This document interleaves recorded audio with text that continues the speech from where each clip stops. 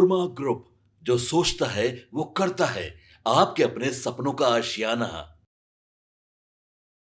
नमस्कार, भारत लाइव देख रहे हैं आप। मैं हूँ शिवांगी आपके साथ। बिहार में विधानसभा के चुनाव तो अब हो गए हैं। अब बारी है नए सरकार की गठन की। नीतीश कुमार आज इस्तीफा दे देंगे। बिहार में एनडीए गठबंधन ने डबल सेंचुरी लगाई है और महागठबंधन को चारों खाने चित कर दिया। अब इस ऐतिहासिक जीत के बाद एनडीए गठबंधन का खेमा गदगद हो उठा है। खुशी के इस पल बीच में एक बड़ा सवाल ये है कि एनडीए ने तो जीत दर्ज कर ली है, लेकिन बिहार का अगला मुख्यमंत्री कौन है? इसका जवाब स्पष्ट रूप से अब तक नहीं दिया गया है। ऐसे में इस बात पर सस्पेंस अब भी बरकरार है कि बिहार का अगला मुख्यमंत्री कौन होगा। तो इस पर बात करने के लिए हमारे साथ जुड़े हैं बाबा। बाबा, आपका बहुत बहुत स्वागत है। धन्यवाद सर। बाबा, सबसे बड़ा सवाल यही है कि बिहार का अगला मुख्यमंत्री कौन होगा। इस पर आप क्या कहेंगे?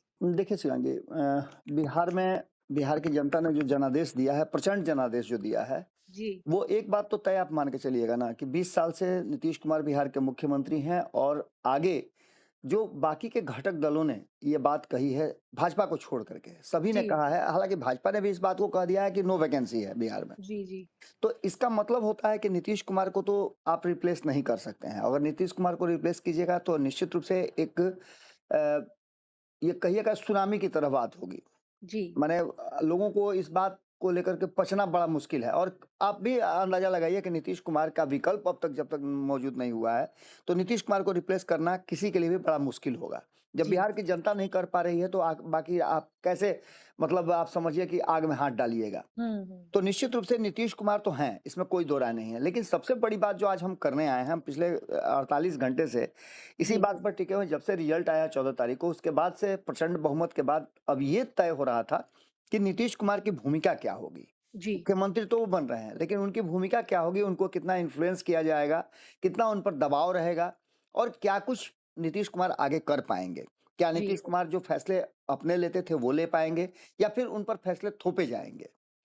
तो सिंपल सी बात मैं आपको शुरू में ही बता दूं, इन सभी विषयों को पर बात करने से पहले, जी। कि नीतीश कुमार पर दबाव बनाना किसी के लिए भी संभव नहीं है। अपनी शर्तों पे नीतीश कुमार राजनीति करते हैं और अपनी शर्तों पे ही वो किसी भी कुर्सी पर टिके रहते हैं या उस कुर्सी का यूज करते हैं, प्रयोग करते हैं। जी। उस कुर्सी के जो काम है वो करते हैं।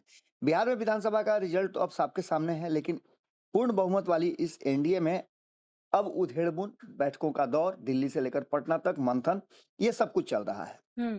केंद्रीय मंत्री चिराग पासवान के साथ साथ बाकी के सभी घटक दल के नेता जो हैं वो दिल्ली पहुंच गए हैं।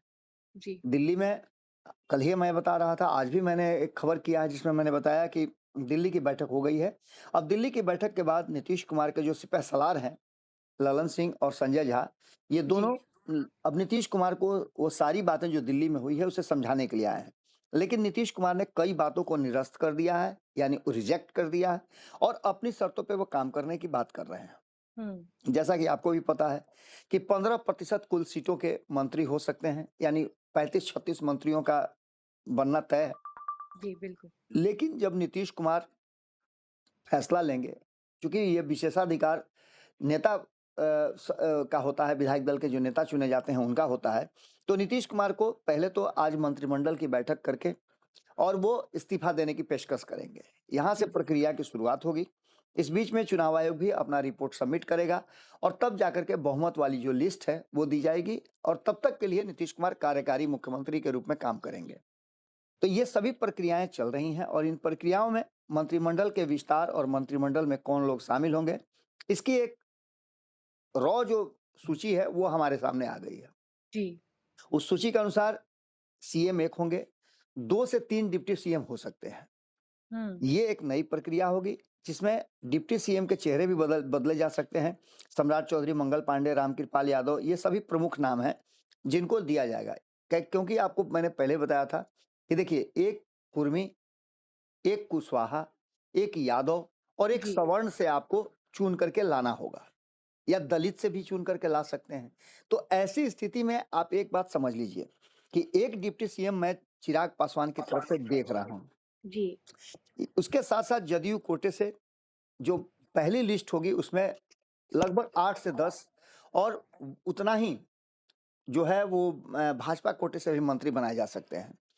कुल मिलाकर के जहाँ तक मैं समझ रहा हूँ कि 20 से 22 लोगों को शपथ दिलाया जाएगा, जिसमें अलग-अलग खेमे से भी होंगे। बाकी के आप समझ सकते हैं कि आरएलएम से 1, हिंदुस्तानी अवाम पार्टी से 1 और जी। चिराग पासवान की पार्टी से 3 मंत्रियों की चर्चा चल रही है। इसमें 1 डिप्टी सीएम की भी बात चल रही है। अब ऐसे में आपको बता दें कि कई लोगों को इस बार रिप्लेस किया जाएगा, नए चेहरे होंगे। जैसा कि आपको पता होगा कि 2020 में जब मंत्रिमंडल का गठन हो रहा था, तो कई पुराने चेहरों को बदल दिया गया था। जी, जी। नए चेहरों को सामने लाया गया था। इस बार भी लगभग वही होगा। हालाँकि जदयू में बहुत ज़्यादा चेंजेज़ होता हुआ दिखाई नहीं दे रहा है।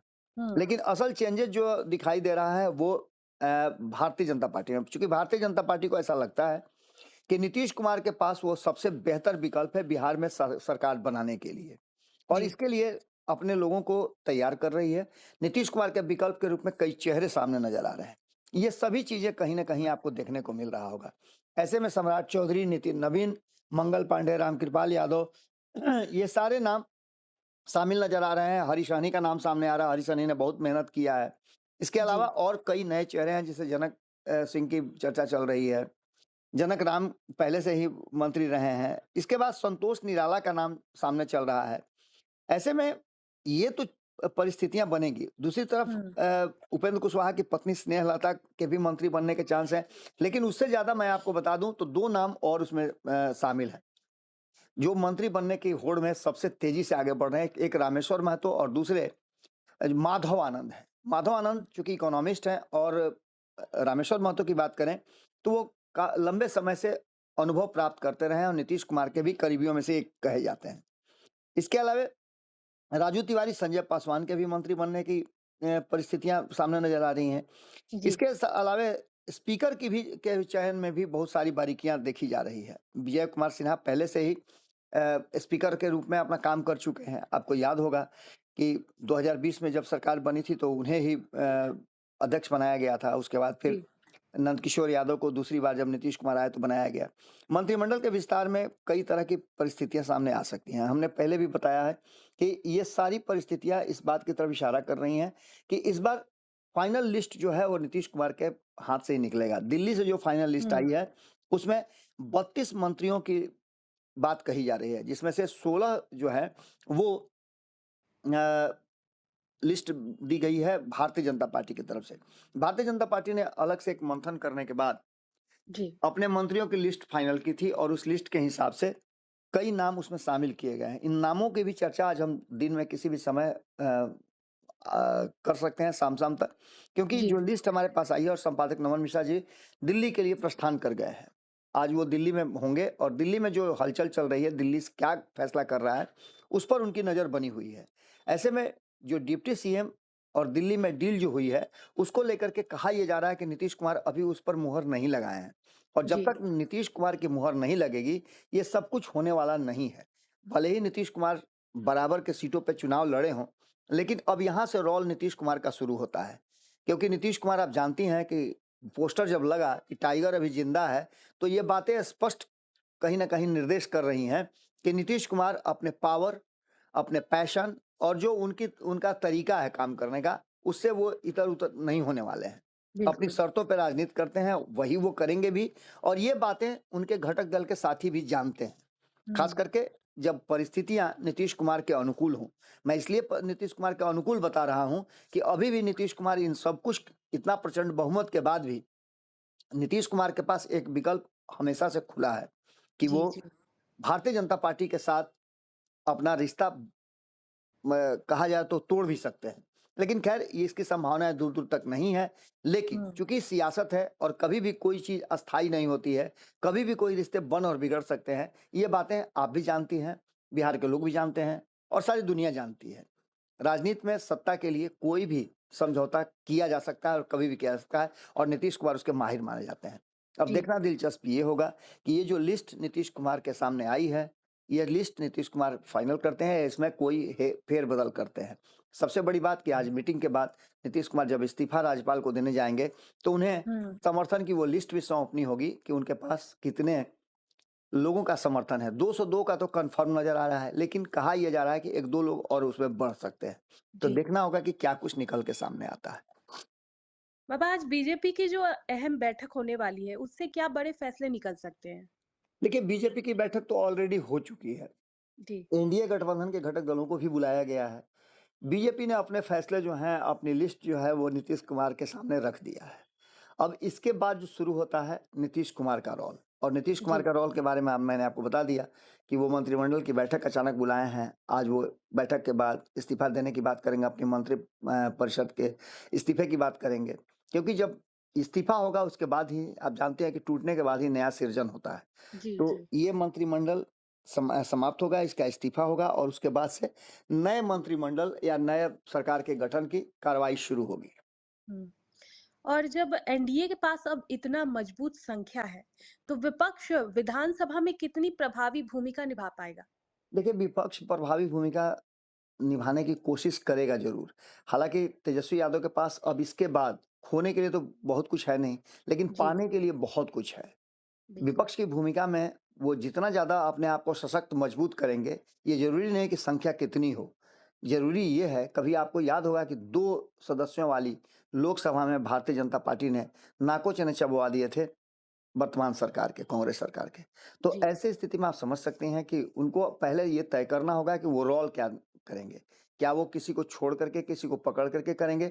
अभी भी एक संभावना जीवित है, इसलिए मुझे जो लगता है कि एक मजबूत विपक्ष की भूमिका निभाने से पहले कई बार सोचेंगे और नीतीश कुमार को घेरने के लिए कहीं न कहीं एक बार फिर से तेजस्वी यादव अपनी जो कहा जाता है कि हल्की जो उनकी होती है कि नीतीश कुमार को नहीं घेरेंगे, ये जी। अभी भी उनका चलता रहेगा। वो भाजपा के साथ ही लड़ते रहेंगे और नीतीश कुमार अपना काम करते रहेंगे। मुझे जो लग रहा है, वो यही लग रहा है।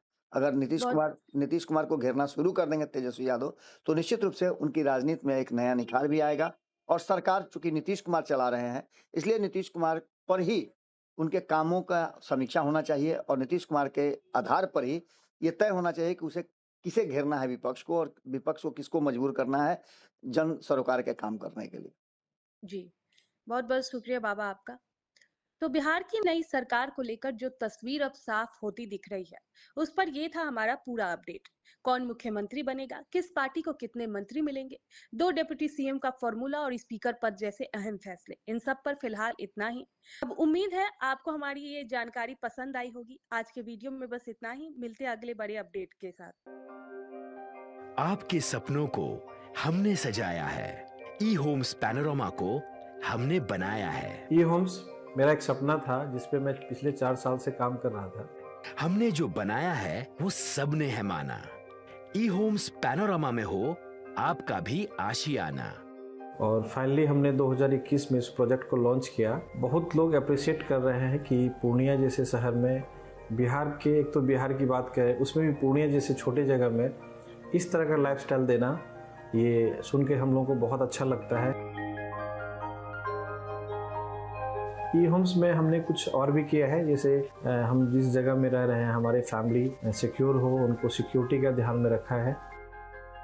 आपकी सुविधा और सुरक्षा आपके लिए खास है, ये आपका विश्वास है। इसमें आर्टिफिशियल इंटेलिजेंस का 7 लेयर सिक्योरिटी का हमने इस्तेमाल किया है। लस ग्रीन कैंपस को बनाया है, यदि हमारा बाउंड्री वाल है तो वो वर्टिकल गार्डन है।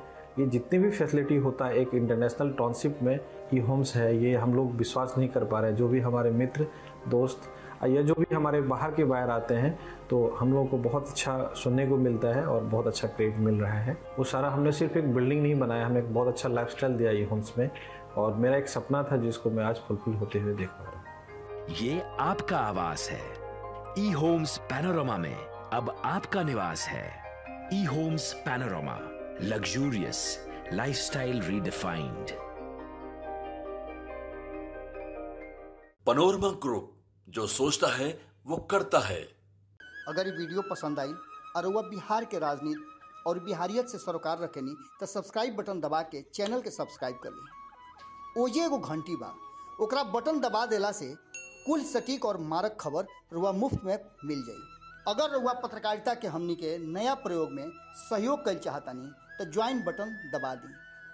पेटीएम नंबर नोट कर ली 9386